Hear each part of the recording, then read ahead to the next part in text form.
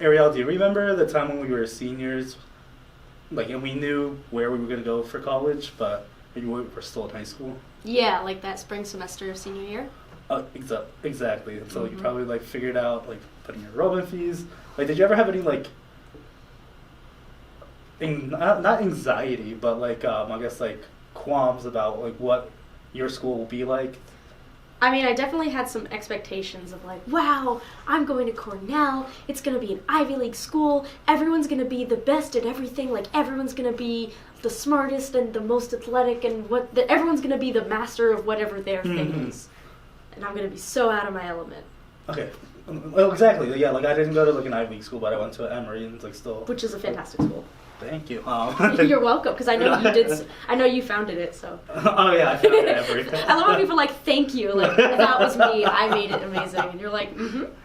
Okay. It was like. I mean, it dropped the ranking after I graduated. It happens. True. Happens. Okay. Sorry. Back to the topic. No, because like I was just like thinking about expectations.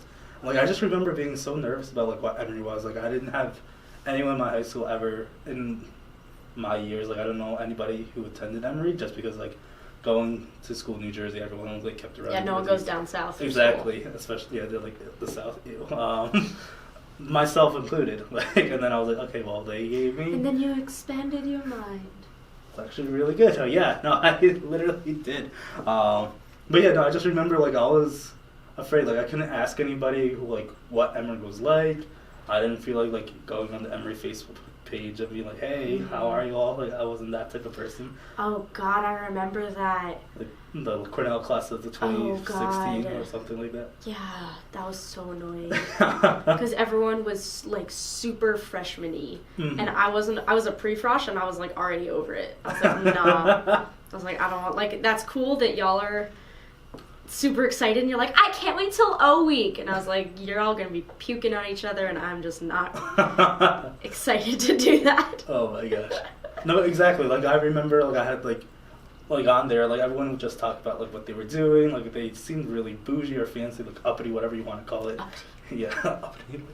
Pinky up. Pinky up. But yeah, I just remember I was like, one of the expectations I had going into Emory was like that everybody would just be talking about academics the whole time, and that was not something I was looking for. Like, all of my friends, we actively talked about stuff outside of academics, because we're like, school stays here, everything else separate places. We have school and we have Nicki Minaj, and we never mix. Exactly. Well, although you can school would be way more fun if it. I mean, if you're gonna rap a Nicki Minaj song, for example, you might as well learn something. No, exactly. She has good points too. But no, yeah, like, I just remember I was like, okay, this is something I'm probably gonna really hate about Emory, that everybody's just gonna be talking about like philosophy of life or like linguistics, and I really didn't care for that. But like, yeah, it was ridiculous like why I thought that. And then like, it actually happened during orientation week. I don't know, I guess I was just hanging out with like people who actually enjoy that. And then I was like, okay, peace out. Like, I had no connection or attachment to my orientation group. I was just like, yeah, this is not me. I'm going to leave them. Yeah, I don't know if anyone really stayed friends with their orientation group. Yeah. Well, I was also thrown for a curve, because when I got to Cornell, like, I lived 18 years of my life thinking I'd experienced a large variety of human beings. You know, from the time I was born until the day I set foot on campus, I thought, I know what a stupid person is. Right? I know an idiot when I see one. And I know a genius when I see one.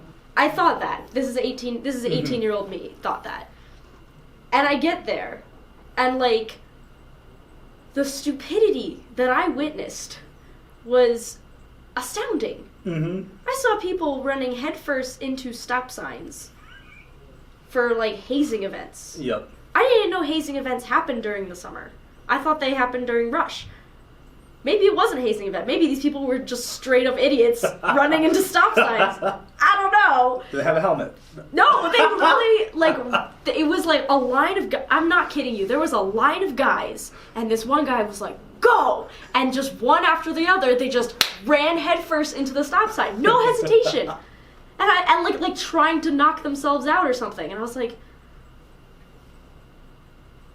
I don't know what their IQ was before they got here, but it's certainly less now. Especially with that hit. I know, that's what I'm saying. It's so my view was complete, because I also thought I was going to be going to a nerd school and everyone would be talking about like, oh, well, actually, if you look at Socrates' philosophy text on this, then like Plato would da-da-da-da-da. And I walk through and I hear, yo, did you watch Game of Thrones last night? Because that chick is hot. And I was like... No, exactly. It was like... And I kind of look up, you know, you look around and it's like everyone thinks like this is what college is. And I was like, this is vastly different from what I was expecting. Exactly. Now, actually, like, that was something I enjoyed, because, like, the preconceived notion I had was, like, pinky up talking about Aristotle, and then, like, you had people talking about music, you had people talking about movies, just had people, like, straight up just chilling. And, like, for me, that was something I was pleasantly surprised with, because... I found a nice balance when I found, like, the people who talked academically about movies, TV, and music and stuff. So, but not, like, academically, like they were trying to impress people, but more like someone going, hey, yo, yo, yo, yo, yo, yo. No, exactly. Like, talking about stuff that you're passionate about, but then also having that, like, academic twist. And, like, for me, it took a while, probably to, like, sophomore, junior year, where I realized, like, oh, I can start talking about this stuff in an academic fashion while still enjoying, like, the plainness of whatever we're talking about. I think that's something that a preconceived notion of college that's wrong, which is that college is just going to be a lot of information you're going to learn and you're going to soak up like a sponge, right? Yeah. But I don't think that's true. I don't know if I learned like facts in college. Like I'm going to be like, oh, I know so much about XYZ now because of college. For me, it's like college gave me tools to dissect what I already knew. Yeah. So like I already knew, let's go with Plato, right? I already knew Plato's allegory of the cave. I knew that philosophy stuff from high school. Yep. But when I went to college and I started talking with other like-minded individuals about it, we started to tie the similarities and notice that there are so many movies that have Plato's allegory of the cave that you might not think are intellectual movies, like The Matrix or Terminator. You know, those movies, like sci-fi as they are, really relate to old school Greek philosophy, which I think is so badass. That's so cool, right? And like we didn't learn that in high school, because in high school it was like there's the classics, and then in college it wasn't like classics like I was expecting. It was like, oh, you know those classics you already know that, right? Okay, good, because we're not going to go over it again. If you don't know it, you're kind of screwed. So if you already know the classics, here's an analytical tool you can use to relook at what you already know and redefine that. And I just thought that was super cool. Yeah, and I feel like, going off that, like, people want to have those, like, matter-of-facts information as opposed to, like, tools to critically analyze stuff. Applying it not to only my life, but then seeing it being applied into the real world. Like, I think that was, like, the biggest thing I've learned from college that was something I did not expect to learn when I was in high school. I heard such a good analogy that I can, like, correct me later if I get this wrong, but it's this idea that there's a candle and it says the candle loses nothing by lighting another flame. Something like that. Yeah. And I always viewed education that way. This whole idea that, like, we have to, I don't know, I'm going to go super hippie on you, but the whole idea of, like, paying for education and this idea that knowledge is something that you should pay for, to me, like, I get it. I get why it's an industry, but at the same time, I just find it so rewarding to share. And I think it's so awesome to learn. Remember how fun it was to learn in elementary school and like Magic School Bus and stuff? Yep, literally for the sake of learning. Like learning itself was reward. And then as we got older, they had to like incentivize learning with grades and threats and punishments. And like some cool teachers use candy, but like learning for the sake of learning kind of became a lost art as we grew up. And I think college is a place where you can get it back. And I wasn't expecting that, I guess. I was expecting to go in and have to do more of that same systemized education. And I think a lot of people still had that. Like, I'm sure the engineers at Cornell continued on that, like, back to the grind kind of path. But for me, it was more, you have all of these resources, use what you want. And make what you want so that you can get the best of your time here. Exactly. And that's when learning became fun again for me. But I didn't really learn that much from classes as much as like from my friends. No, going back in, like, there was like a bunch of expectations. One about like what we'll be learning, or how we'll be learning, and then like it was all debunked. So like going back, I opened my mind to a lot of things while I was in college.